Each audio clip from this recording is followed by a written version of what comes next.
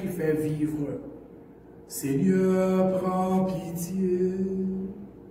Seigneur, prends pitié.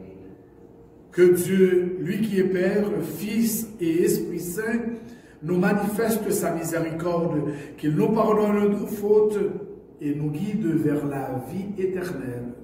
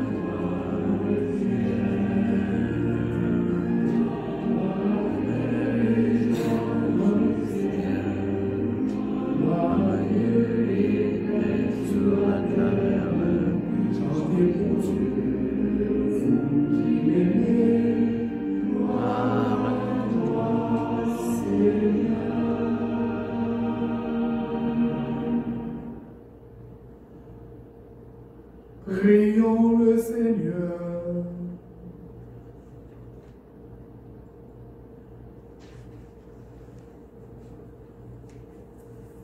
Ce matin, nous prions pour Roger Girard, étant recommandé par Marcel et Joanne Girard, pour Nina Girard, étant recommandé par Marcel et Joanne Girard, pour Cécile Gagnon, étant recommandé par sa fille Céline Gagnon à l'occasion du 18e anniversaire du décès, et un chant d'action de grâce pour les bienfaits reçus, est assuré pour M. Martin, est assuré recommandé par Mme Céline Gagnon.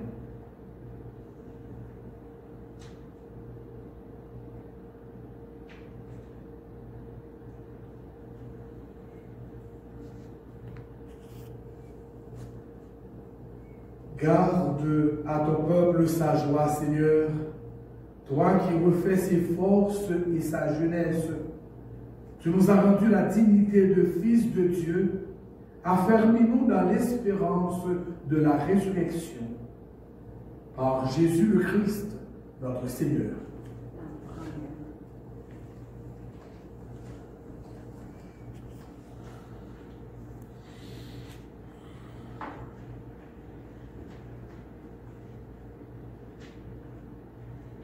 Première lecture. Lecture du livre des Actes des Apôtres. Le jour de la Pentecôte, Pierre, debout avec les 11 autres apôtres, éleva la voix et leur fit cette déclaration. Vous, Juifs, et vous qui résidez à Jérusalem, sachez bien ceci, prêtez l'oreille à mes paroles. Il s'agit de Jésus le Nazarien, homme que Dieu a accrédité auprès de vous, en accomplissant par lui des miracles, des prodiges et des signes au milieu de vous, comme vous le savez vous-même. Cet homme, livré selon son dessein, bien arrêté par la préscience de Dieu, vous l'avez supprimé en le clouant au bois par la main des impies. Mais Dieu l'a ressuscité en le délivrant des douleurs de la mort, car il n'était pas possible qu'elle le retienne en son pouvoir. En effet, c'est lui que parle David dans le psaume. Je voyais le Seigneur devant moi sans relâche. Il est à ma droite, je suis inébranlable.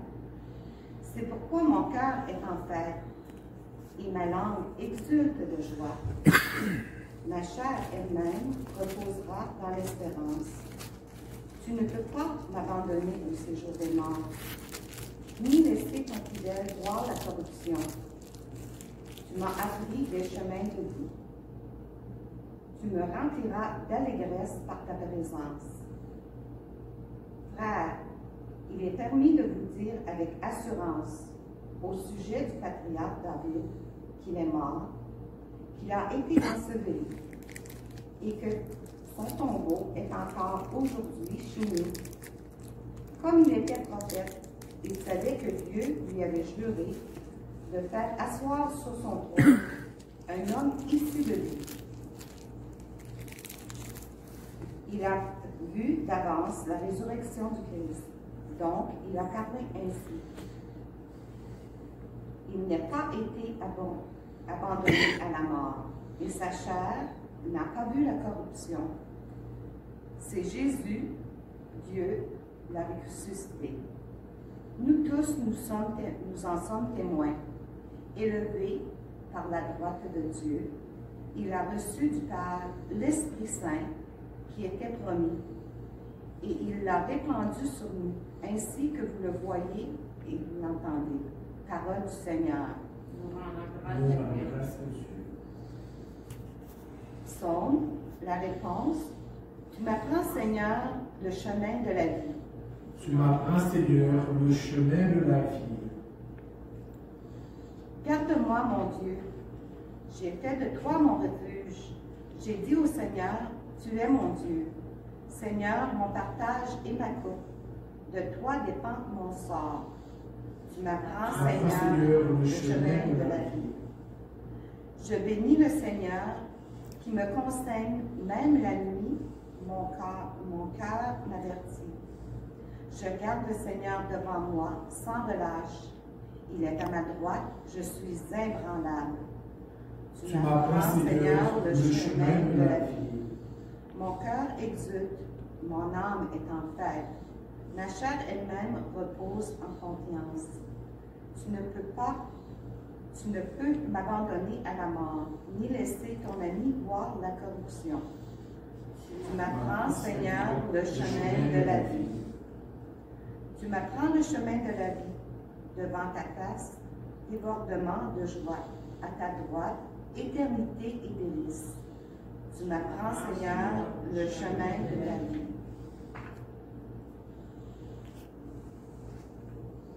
Deuxième lecture.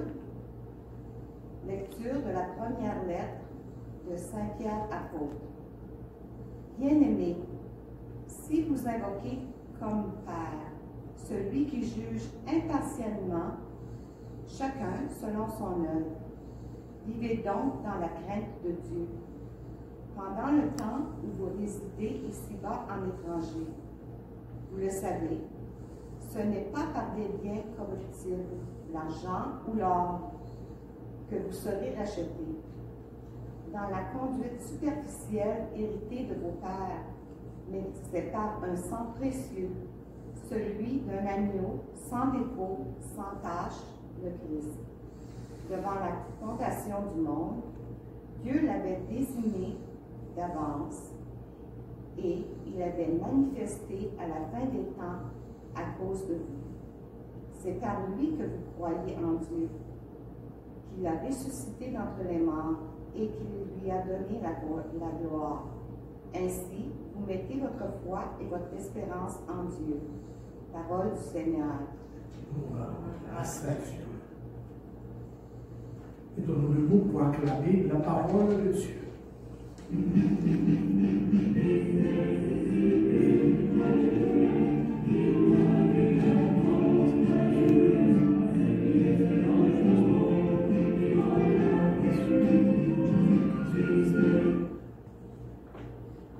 Seigneur Jésus, ouvre-nous les Écritures, que notre cœur devienne violent, tandis que tu nous parles.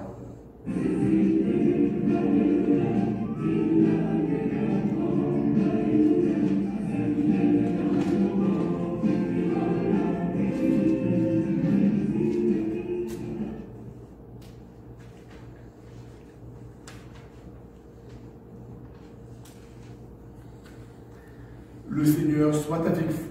Et avec votre esprit, Évangile de Jésus-Christ selon saint Luc. toi, Seigneur.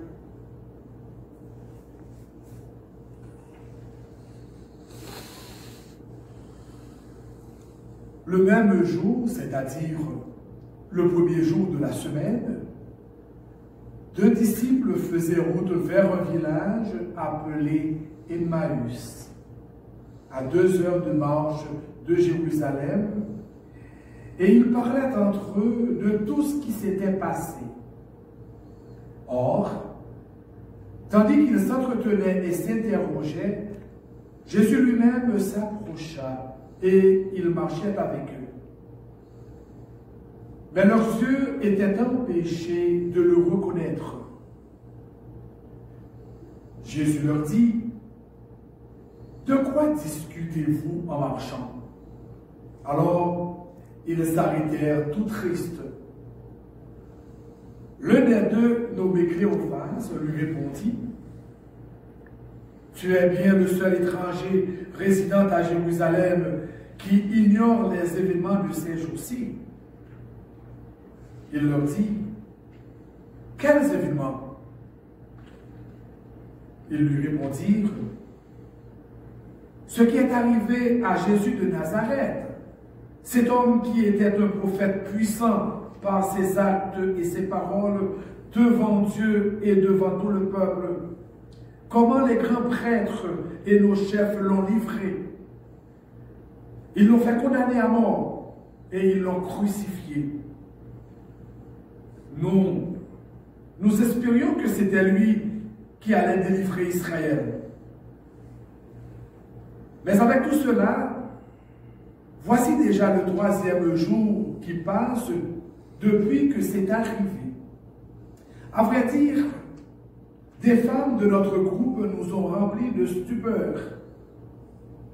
Quand, dès l'aurore, elles sont allées au tombeau, elles n'ont pas trouvé son corps. Elles sont venues nous dire qu'elles avaient même eu une vision des anges qui disaient qu'il était vivant.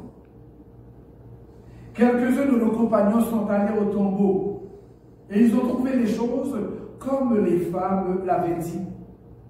Mais lui, ils ne l'ont pas vu. Il leur dit alors, « Esprit sans intelligence, comme votre cœur est lent à croire tout ce que les prophètes ont dit. Ne fallait-il pas que le Christ souffrit cela pour entrer dans sa gloire ?» Et par le temps de Moïse et de tous les prophètes, il leur interpréta dans toute l'Écriture ce qui le concernait. Quand ils approchèrent du village où ils se rendaient, Jésus fit semblant d'aller plus loin. Mais ils s'efforcèrent de le retenir. « Reste avec nous, car le soir approche et déjà le jour baisse. » Il entra donc pour rester avec eux. Quand il fut à table avec eux, ayant pris le pain, il prononça la bénédiction et l'ayant rompu, il le leur donna. Alors leurs yeux s'ouvrirent et ils le reconnurent, mais il disparut à leur regard. Ils se dirent l'un à l'autre, notre cœur n'était-il pas brûlant en nous, tandis qu'il nous parlait sur la route et nous ouvrit les Écritures? À l'instant même, ils se levèrent et retournèrent à Jérusalem. Ils y trouvèrent réunis les 11 apôtres et leurs compagnons qui leur dirent, « Le Seigneur est réellement ressuscité. Il est apparu à Simon-Pierre. » À leur tour, ils racontaient ce qui s'était passé sur la route et comment le Seigneur s'était fait reconnaître par eux à la fraction du pain. Acclamons la parole de Dieu. Louange à toi, Seigneur Jésus.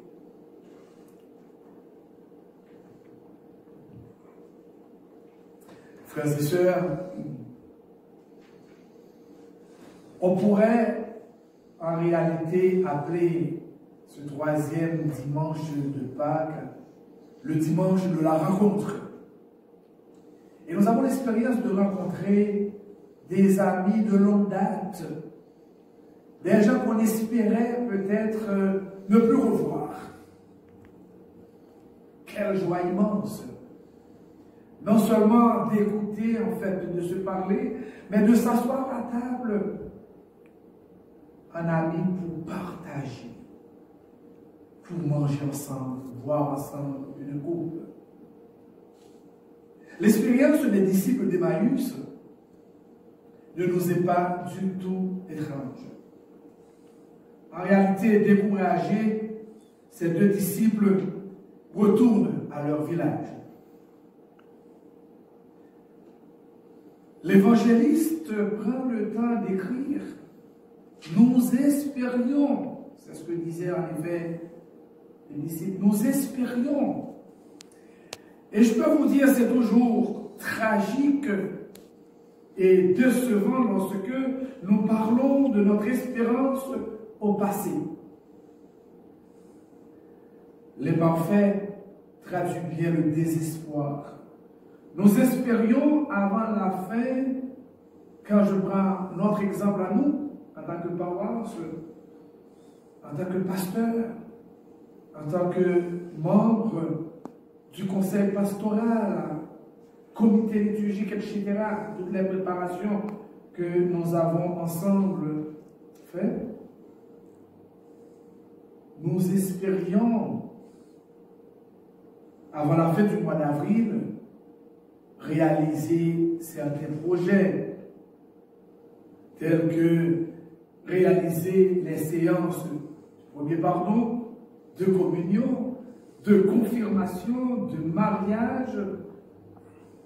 Et quant à la paroisse Notre-Dame, notre grand projet, un seul cœur, un seul esprit, tout était programmé. Mais maintenant, nous n'avons plus cette expérience. Cette pandémie a brisé ces projets pour le temps écoulé. Et nous savons que cet espoir de les réaliser renaîtra. Car, comme nous disons très souvent, entre nous, il n'y a jamais de vendredi saint sans dimanche de Pâques. Et c'est là notre espérance. Pour nous, chrétiens, l'espérance ne déçoit pas en réalité. Dans nos propres vies, nous devons parfois faire face à des situations humaines sans issue. Un grand espoir déçu, un deuil cruel, un échec cuisant. Quand je parle de deuil cruel, je fais encore référence à ce qui s'est passé ici au Canada, au Nouveau-Brunswick. Un homme a décidé de mettre fin à la vie de 22 personnes. Et que ces gens sont obligés, durant cette pandémie, de vivre ce deuil cruel. On comprendrait si on voyait par exemple un membre de la famille s'en aller à cause du coronavirus. Mais quand c'est quelqu'un de chez nous qui décide de mettre fin à la vie en effet des prochains, on trouve ça non seulement cruel, mais difficile à vivre. Je pourrais ajouter aussi une maladie incurable, la fin de cette grande amitié, un revers de fortune, une calomnie ou une médisance provenant d'un ami vrai et d'un ami cher, une dépendance peut-être à la drogue, à l'alcool, un jeu, une infidélité désastreuse. Et comme les disciples d'Emmaüs, nous rentrons à la maison. Tout est fini. C'est ce qu'on pense. Et nous entrons à la maison la tête basse, le regard éteint. Nous sommes tous aussi à un moment ou à un autre sur la route d'Emmaüs, après avoir vécu ces situations désastreuses. Nous nous retrouvons à la tombée du jour, quand la nuit faiblit et menace de s'éteindre. Découragés et sans solution à nos problèmes, nous continuons en tant que chrétiens, fervents chrétiens, chrétiennes, à avancer. Avancer parce qu'il faut bien aller de l'avant. Mais le cœur n'y est plus. Notre route s'enfonce déjà dans la nuit. Mais cependant, il y aura toujours une lueur d'espérance. Quelqu'un viendra, à l'instar du Christ, à notre route. Et c'est à ce moment que Dieu veut entrer de nouveau dans notre vie. Il vient à travers un ami, un collègue de travail, un parfait étranger, un événement heureux ou malheureux. Au premier abord, nous ne reconnaissons pas le Christ qui fait route avec nous dans cet ami. Nous l'avons laissé, comme ce fut peut-être notre cas, pendant des années, pendant des mois, nous l'avons laissé dans nos églises. On se disait, ce n'était pas nécessaire. Nous l'avons laissé dans le tabernacle. Mais il est là, qui accompagne notre pèlerinage de vie. Lui, il ne nous abandonne jamais. Et le point tournant du récit a lieu lorsque les deux compagnons de voyage offrent l'hospitalité à l'inconnu. Offrir l'hospitalité à l'inconnu dans cette belle rencontre. Ce sont eux qui demandent à Jésus, reste avec nous. Reste avec nous. Il se fait tard et le jour baisse. Voilà un bon exemple de l'hospitalité que, encore aujourd'hui, nous pouvons offrir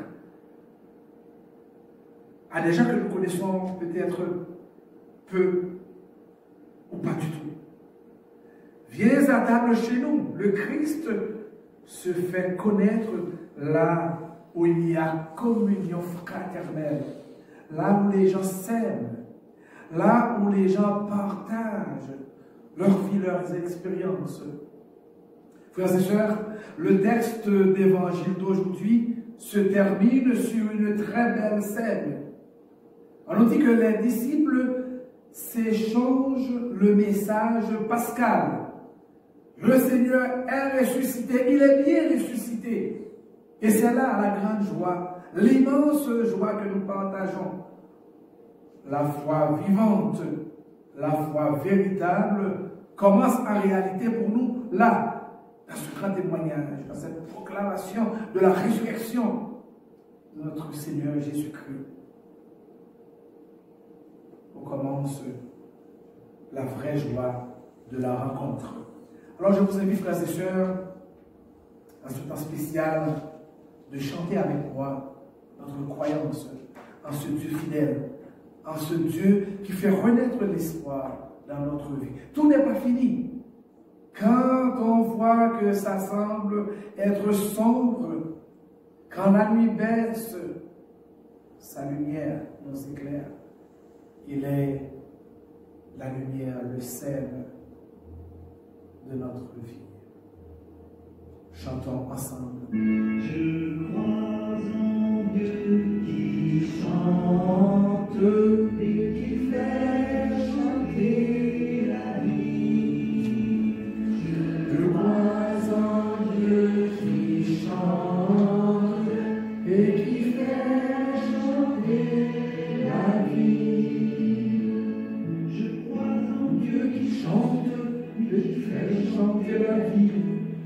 Honneur à nos pays sont des chansons venant de lui. Il est le chant de source tout au fond de nos cœurs. Pour donner soif de boire l'eau fraîche de la vraie vie. Je crois en Dieu qui chante et qui fait chanter la vie. Je crois que Dieu est Père. Il se dit en chantant, il fait autour de nous chanter la création. Il invite chacun à faire des amis. Même nos pays chantent juste en s'accordant sur lui. Je crois en Dieu qui chante et qui fait chanter la vie. Jésus-Christ, qui est son Père, je crois que l'Évangile nous chante son amour, il fait chanter nos vies, même les plus mouvementées, même nos échecs, la souffrance et la mort. Je crois en Dieu qui chante et qui fait chanter la vie.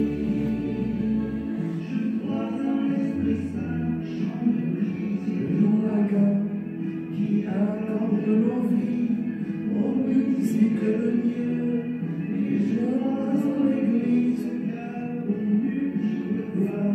qui chante pour les hommes le chant de la vraie vie. Je crois en Dieu qui chante et qui fait chanter la vie.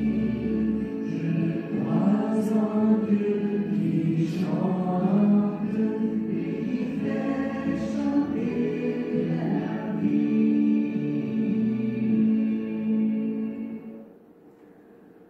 En nous souvenant que Jésus a invité ses disciples à prier avec ferveur et confiance, présentons maintenant à Dieu nos demandes en disant ensemble: Seigneur, écoute-nous, Seigneur, exauce-nous.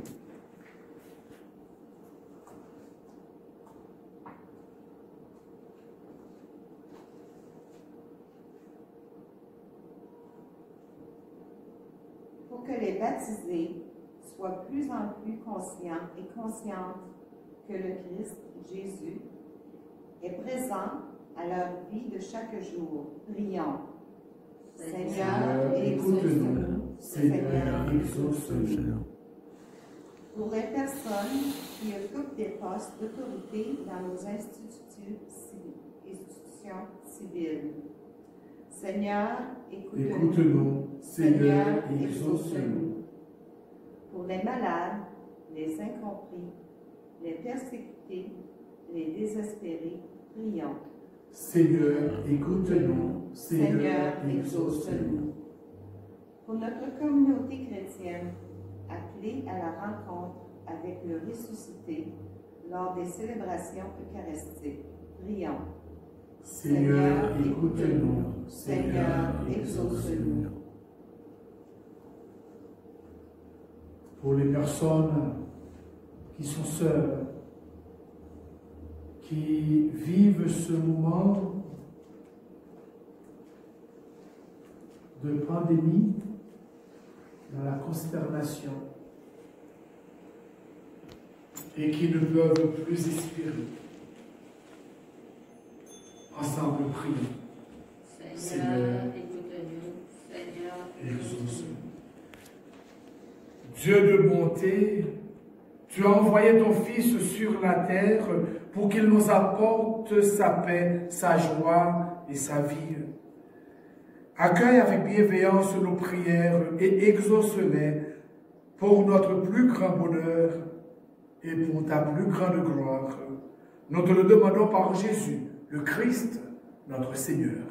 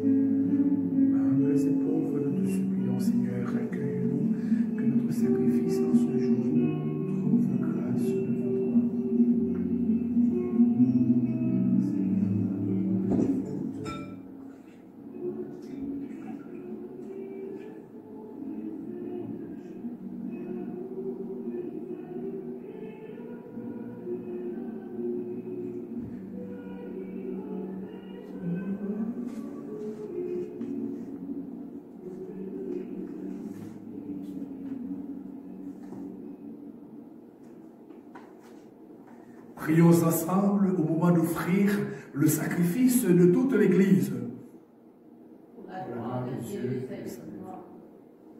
Accueille, Seigneur, les dons de ton Église en fête.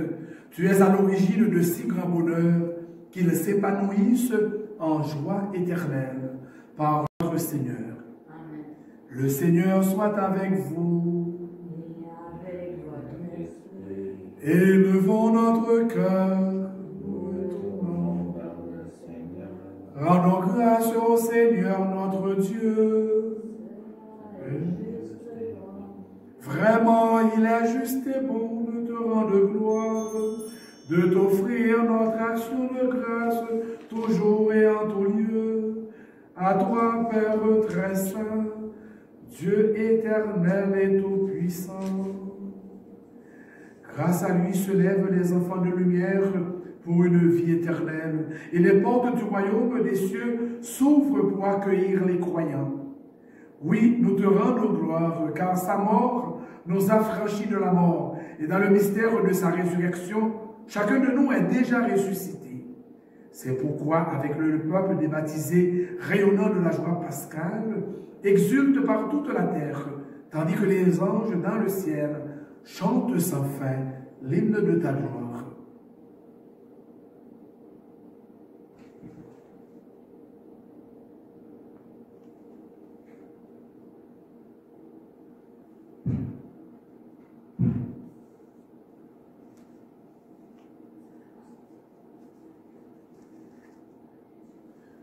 Le Seigneur est saint, le Seigneur est saint.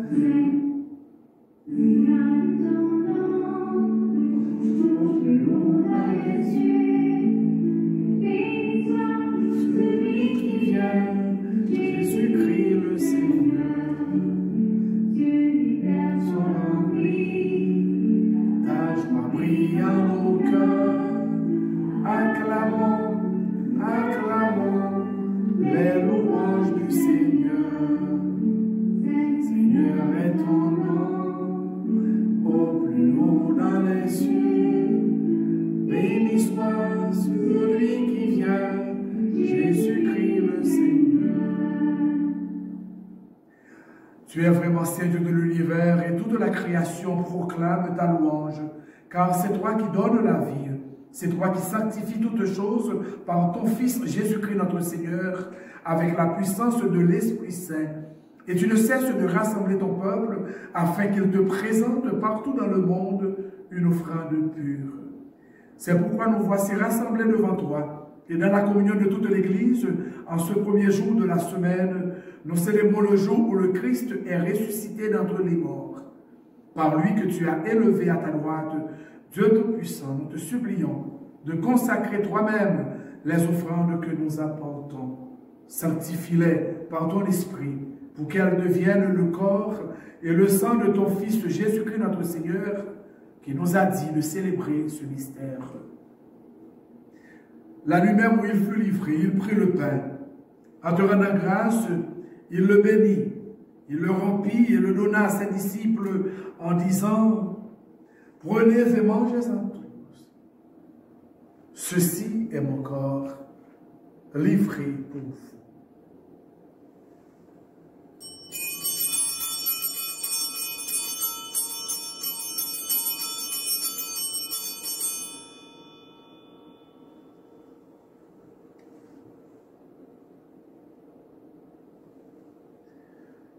De même, à la fin du repas, il prit la coupe.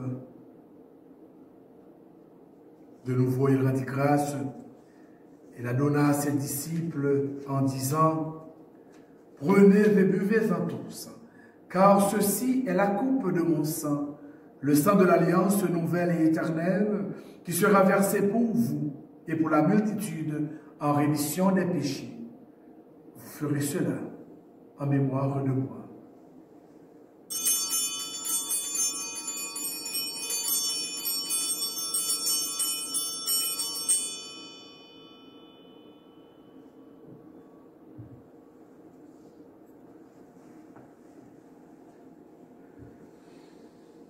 Il est grand le mystère de la foi. Nous proclamons ta mort, Seigneur Jésus. Nous célébrons ta résurrection. Nous attendons ta venue dans la gloire.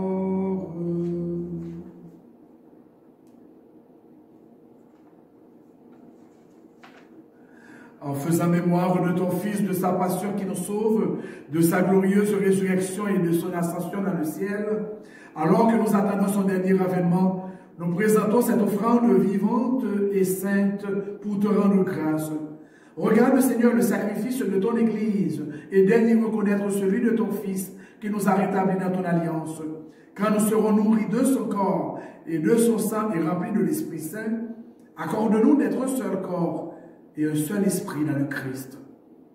Que l'Esprit Saint fasse de nous une éternelle offrande à ta gloire, pour que nous obtenions un jour les biens du monde à venir, auprès de la Vierge Marie, la bienheureuse Mère de Dieu, avec les apôtres, les martyrs et tous les saints qui ne cesse d'intercéder pour nous. Et maintenant, nous te supplions, Seigneur, par le sacrifice qui nous réconcilie avec toi, étends au monde entier le salut et la paix. Affermis la foi et la charité de ton Église au long de son chemin sur la terre. Veille sur ton serviteur, le pape François, notre évêque Douglas Crosby, l'ensemble des évêques, les prêtres, les diacres et tout le peuple des rachetés. Écoute les prières de ta famille assemblée devant toi et ramène à toi, Père, très aimant, tous tes enfants dispersés. Pour nos frères et sœurs défunts, pour ceux et celles pour qui nous t'avons prié, nous te prions ce matin, et qui ont quitté ce monde, et dont tu connais la droiture, Seigneur, nous te prions. Reçois-les dans ton royaume, où nous espérons être comblés de ta gloire, tous ensemble et pour l'éternité, par le Christ notre Seigneur, par qui tu donnes au monde toute grâce et tout bien. Par lui, avec lui et en lui, à toi, Dieu le Père Tout-Puissant, dans l'unité du Saint-Esprit, tout honneur et toute gloire, pour les siècles des siècles. Amen.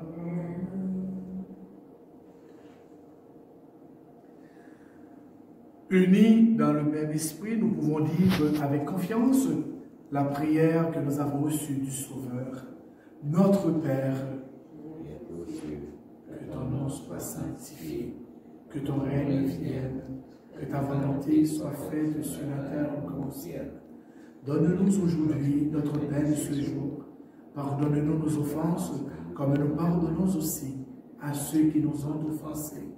Et ne nous laisse pas entrer en tentation, mais délivre-nous du mal.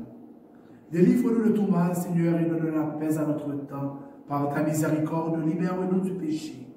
Rassure-nous devant les épreuves en cette vie, où nous espérons le bonheur que tu promets et l'avènement de Jésus-Christ, notre Sauveur.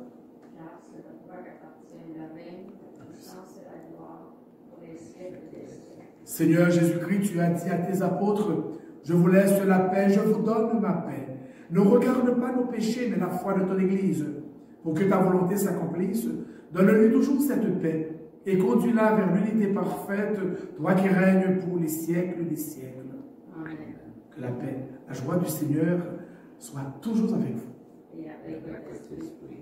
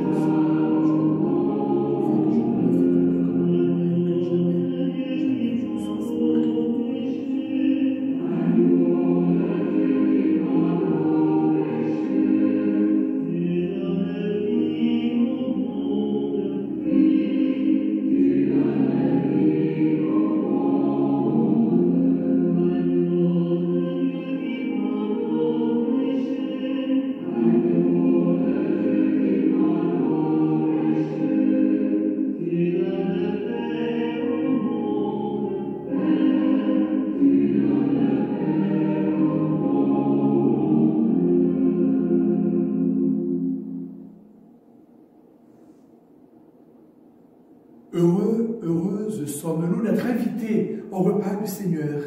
Voici Jésus, l'agneau de Dieu, celui qui enlève le péché du monde. Seigneur, Je ne suis pas digne de te recevoir, mais dis seulement les paroles. Grand le sang de Christ pour la vie éternelle.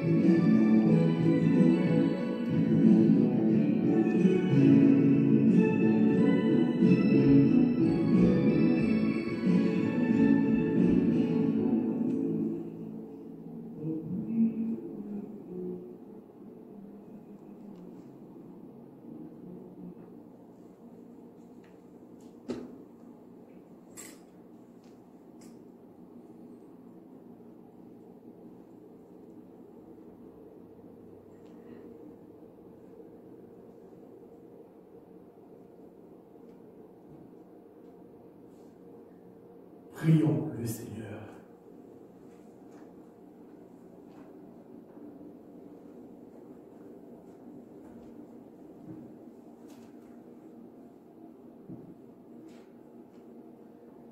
Regarde avec bonté, Seigneur, le peuple que tu as rénové par tes sacrements. Accorde-nous de parvenir à sa résurrection bienheureuse, toi qui nous as destinés à connaître ta gloire. Par Jésus le Christ, notre Seigneur. Amen. Chers frères et sœurs, paroissiens, paroissiennes, téléspectateurs, téléspectatrices, je suis très content de célébrer avec vous cette messe en ce 3e dimanche de Pâques. Et cette transmission a été possible par Monsieur et Madame Marcel Jovan Girard.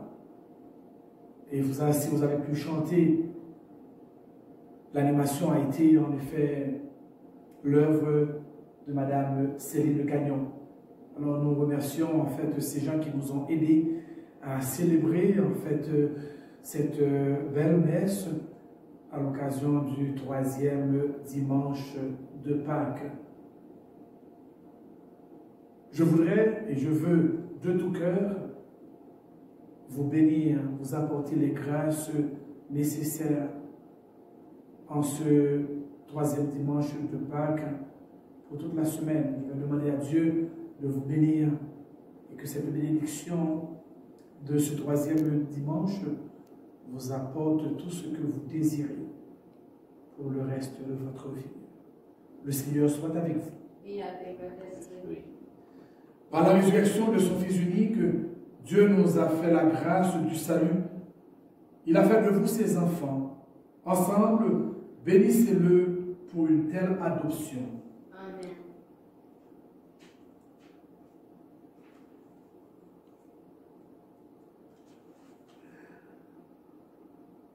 En vous reprenant ainsi dans son Fils, il vous a offert sa propre liberté, qu'il vous donne part à la vie éternelle. Amen. Par le baptême, vous êtes déjà ressuscités avec le Christ. Vivez dès maintenant en enfant du royaume. Amen. Et que Dieu Tout-Puissant, tout aimant, vous bénisse, le Père, le Fils et le Saint-Esprit. Amen. Allons demeurer dans la paix et dans la joie du Christ. Nous rendons grâce à Dieu. Bon dimanche de la rencontre. Bonne semaine.